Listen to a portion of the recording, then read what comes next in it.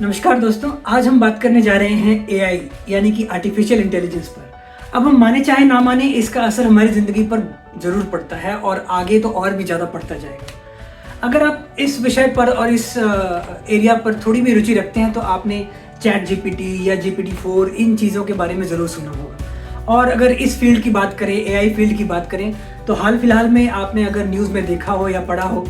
तो इस फील्ड के गॉडफादर कहे जाने वाले एक इंसान ने अपनी नौकरी से इस्तीफा देते हुए कहा कि इस फील्ड में जो विकास हो रहा है और जिस दर से, जिस रेट से वो डेवलपमेंट हो रहा है, उससे जुड़े बहुत सारे खतरे हैं और उन खतरों की उन्होंने चेतावनी भी दी है। तो हाँ दोस्तों, हम बात कर रहे हैं 75 वर्षीय जॉफ्री हिंटन की, जो गूगल से अभी इन्होंने हाल ही में इस्तीफा दिया है ताकि वो खुलकर अपने बातें पब्लिक से बता सकें। और कई सारे न्यूज़ चैनल से अपने इंटरव्यू में उन्होंने कई सारी बातें बताई हैं, जिसमें से कई सारी बातें काफ़ी डरावनी भी हैं। उन्होंने तो बीबीसी के से जब इंटरव्यू वो दे रहे थे तो उसमें ये भी बताया कि उनको अपनी कई सारी रिसर्च पर, अपने कई सारे काम, इनोवेशंस पर पछतावा भी है। बीबीसी के उसी इंटरव्यू में उन्होंने ये भी बताया कि एआई चैटबॉट्स जो हैं, जैसे कि चैट जीपीटी, GPT-4, उनके कुछ एक्सपीरियंसेस, कुछ जो आउटकम्स हैं वो काफ़ी डरावने भी हैं। और उनका मानना है कि अभी तक तो वो एआई चैटबॉट्स हमसे बुद्धिमान नहीं है, यानी इंसान से ज़्यादा बुद्धिमान नहीं है, लेकिन बहुत ही जल्द वो पासा पलट सकता है और वो इंसानों से ज़्यादा बुद्धिमान हो सकते हैं या अपने आप को डेवलप कर सकते हैं। अब दोस्तों, डॉक्टर हिंटन वही इंसान है जिन्होंने न्यूरल नेटवर्क्स और डीप लर्निंग पर काफ़ी पायनियरिंग रिसर्च की है। उनके जो शोध है उसी से रास्ता खुला है, एक माध्यम बना है जिसपे चैट जीपीटी, GPT-4 इस तरह के एआई चैटबॉट्स जो हैं उनका विकास किया गया है, उनको डेवलप किया गया है। तो दोस्तों, आर्टिफिशियल इंटेलिजेंस में न्यूरल नेटवर्क्स का बहुत यूज़ होता है। अब न्यूरल नेटवर्क को आप समझ सकते हैं इंसानी दिमाग में, जैसे इंसानी दिमाग कैसे काम करता है, इन्फॉर्मेशन को कलेक्ट करना और फिर प्रोसेस करना।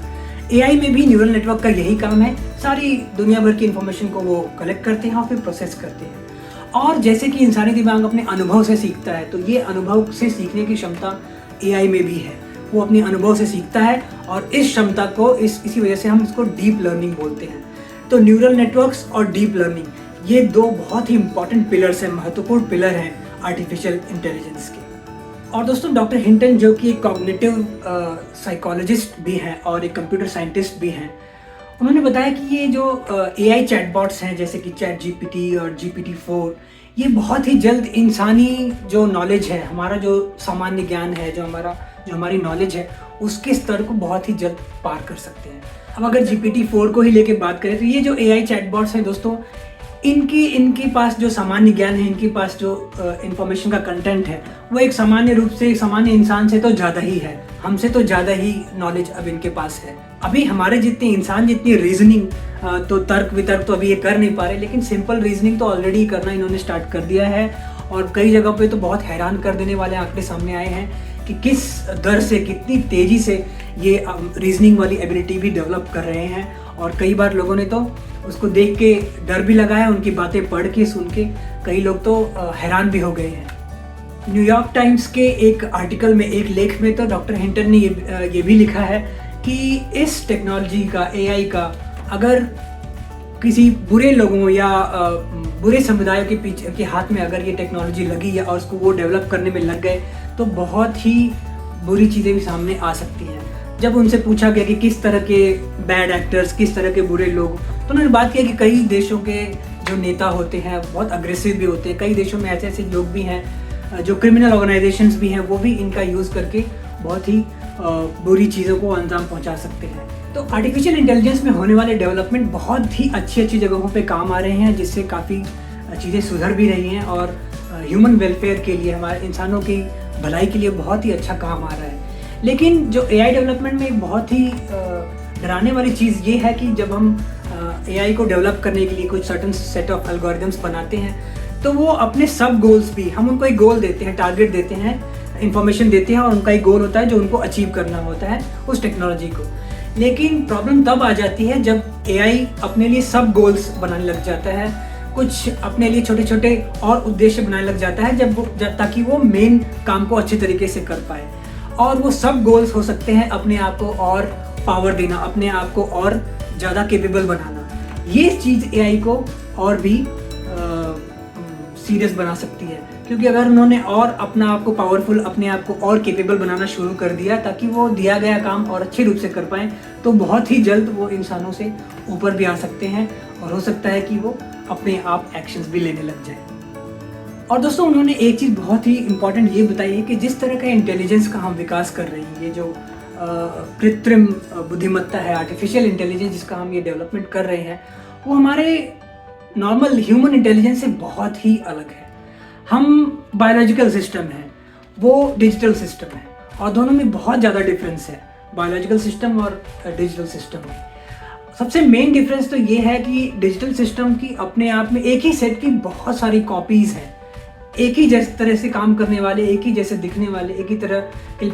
के एल्गोरिदम पर बेस्ड बहुत सारी कॉपीज़ हैं इस आर्टिफिशियल इंटेलिजेंस में, जो कि इसको हमसे बहुत अलग बनाती है, इंसानों की इंटेलिजेंस से बहुत अलग बनाती है। इसमें होता क्या है कि जैसे ही किसी एक कॉपी को कोई इन्फॉर्मेशन होती है या पता लगती है, डेवलप करता है वो AI कॉपी, वो अपनी सारी इंटेलिजेंस, आर्टिफिशियल इंटेलिजेंस की कम्युनिटी में या सारी अपनी कॉपीज़ में वो सारी इंफॉर्मेशन 1 सेकेंड से भी कम टाइम में साझा कर देता है और शेयर कर देता है। ये चीज़ इसको बहुत ही एडवांस बनाती है, क्योंकि हमारा ह्यूमन इंटेलिजेंस इस तरह से नहीं काम करता। हम सारे सब जितने भी इंसान हैं वो अपने आप में एक सैंपल है, अपने आप में एक इंडिविजुअल है, कोई किसी की कॉपी नहीं है। और जब इन्फॉर्मेशन शेयर करने की बात आती है तो हमें शेयर करने में, बताने में, समझने में बहुत टाइम लगता है, बहुत समय लगता है, और सबकी अपनी अपनी प्रोसेसिंग अलग अलग होती है, इसलिए वहाँ इतनी ये डरावनी चीज़ नहीं होती है। लेकिन डिजिटल सिस्टम में, डिजिटल इंटेलिजेंस में ये चीज़ बहुत ही डरावनी है। कोई भी एक सेट ऑफ इन्फॉर्मेशन वो एक माइक्रो सेकेंड में सारी ही AI प्रणाली में वो शेयर हो जाती है, साझा हो जाती है, जिससे कि वो किसी एक इंसान या किसी एक ग्रुप ऑफ पीपल से बहुत ही ज़्यादा बड़े रूप में वो कोई एक्शन ले सकते हैं। और ये तो उस तरह की बात होगी दोस्तों कि किसी एक व्यक्ति को कोई चीज़ पता है तो 10,000 और लोगों को उसी समय वो चीज़ ऑटोमेटिक पता लग गई है। तो डिजिटल सिस्टम, ये जो आर्टिफिशियल इंटेलिजेंस है, ये ऐसे ही काम करता है। तो दोस्तों, अब समझते हैं थोड़ा सा डिटेल में हम आर्टिफिशियल इंटेलिजेंस यानी AI के बारे में। तो अगर आप सोचें, फेशियल रिकॉग्निशन टेक्नोलॉजी, चेहरे पहचानने वाली टेक्नोलॉजी है, और वेदर फोरकास्टिंग, मौसम विभाग की जो जानकारी, जो पूर्वानुमान किया जाता है, और सेल्फ ड्राइविंग कार्स, जो ड्राइवरलेस कार्स चल रही हैं आजकल, इन तीनों के बारे में अगर आप सोचें तो इन तीनों में क्या समानता है? इन तीनों में ये समानता है कि ये सारी AI पर, आर्टिफिशियल इंटेलिजेंस पर बेस्ड है, इसके हिसाब से काम करती है। तो होता क्या है, सारी कहानी शुरुआत होती है दोस्तों एल्गोरिदम से। एक सेट ऑफ इंस्ट्रक्शन से, एक निर्देशों का एक समूह बनाया जाता है और वो कंप्यूटर को दिया जाता है, जिसकी हेल्प से वो कई सारे सैकड़ों लाखों चॉइसेस बनाता है और फिर एक्शन लेता है। तो AI कंप्यूटर्स को एक सक्षम बनाता है अपने चॉइसेस बनाने के लिए और अपने एक्शंस लेने के लिए, पुराने ह्यूमन के द्वारा, इंसानों के द्वारा दिए गए निर्देशों के हिसाब से, इंस्ट्रक्शंस के हिसाब से, जो एल्गोरिदम सेट किया गया उसके हिसाब से उसका यूज़ करके AI सक्षम बनाता है कंप्यूटर्स को अपनी चॉइसेस लेने का और अपने एक्शंस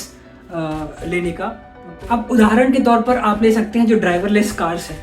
अब उनको हमने एल्गोरिदम लिख के दिया है जिसकी मदद से वो चलती हैं और सामने आने वाली बाधाओं से वो बच जाती हैं। लेकिन वो इस बात में सक्षम नहीं है कि किसी भी सिचुएशन में अपने आप को बचा सके और हर तरह की जब प्रॉब्लम्स एक साथ आए तो वो उससे बच सके। लेकिन AI कंप्यूटर्स को वो एबिलिटी देता है कि अब सिमुलेशंस का यूज़ करके और डेली लाइफ के एक्सपीरियंसेस का यूज़ करके वो कई सारी प्रॉब्लम्स का ऑटोमेटिक सोल्यूशन निकाल सकते हैं और उससे बच सकते हैं। तो AI यही एबिलिटी देता है कंप्यूटर्स को कि वो अनुभव से सीखना, जैसे कि जिसका प्रयोग किया जाता है अब ड्राइवरलेस कार्स में भी यूज़ हो रहा है, ऑटोमेटिक कार्स में, और मौसम विभाग का जो पूर्वानुमान होता है उसमें भी इसका काफ़ी प्रयोग हो रहा है। क्योंकि AI एक चीज़ में बहुत ही अच्छा होता है दोस्तों, वो है पैटर्न रिकॉग्निशन। पैटर्न पहचानने में बहुत ही सक्षम है और उस पैटर्न का पहचान करके वो आने वाली सिचुएशन का पूर्वानुमान कर लेता है। और इस टेक्नोलॉजी का बहुत ही अच्छा उपयोग होता है मौसम विभाग की जानकारी इकट्ठा करने में कि पुराने पैटर्न्स कैसे रहे हैं, उसके हिसाब से पूर्वानुमान करता है कि अब आने वाले पैटर्न कैसे होंगे। तो पैटर्न पहचानना ये बहुत ही बड़ी चीज़ है जो AI को एकदम मजबूत बनाती है। लेकिन ऐसा नहीं है दोस्तों कि AI हमेशा ही सही होता है, उसमें भी एरर्स होते हैं, गलतियाँ वो भी करता है, क्योंकि वो उतना ही सही होता है जितना वो अपने डेटा से सीखता है, अपने अनुभवों से सीखता है। तो अगर पुराने डेटा में कोई गलती हुई तो वो भी गलती करेगा ही। इसका उदाहरण ले सकते हैं हम फेस रिकॉग्निशन जो टेक्नोलॉजी है, ऐसा नहीं है कि हर बार वो सही चेहरे पहचानती है। कई बार उसमें चेहरे पहचानने में बहुत सारी गलतियाँ भी होती हैं, क्योंकि जो समाज में एग्जिस्टिंग बायसेस हैं, जो मौजूदा बायसेस हैं जो समाज में, वो भी फॉलो करेगा एआई, और गलतियां तो करेगा ही पहचानने में, चेहरे पहचानने में, या किसी तरह की जो टेक्नोलॉजी हो एआई पर बेस्ड हो, उसमें गलतियां तो होना संभव है। तो जहां प्राइवेसी कैंपेनर्स इसके नेगेटिव पहलू को लेकर बात करते हैं कि एआई बहुत सारी गलत चीज़ें भी कर सकता है, वहीं बहुत सारे इंडस्ट्रीज़ जो हैं, उद्योग हैं, वो एआई का यूज़ करके अपनी एफिशिएंसी को बढ़ा रहे हैं, अपनी बिजनेस को, अपनी मार्केटिंग को बढ़ा रहे हैं, इम्प्रूव कर रहे हैं। तो इसके दोनों ही पहलू हैं, अच्छे भी हैं और बुरे भी हैं। तो अब दोस्तों दुनिया भर में, अमेरिका में, यूके में, कई जगह, दुनिया भर में कई जगह अब लोग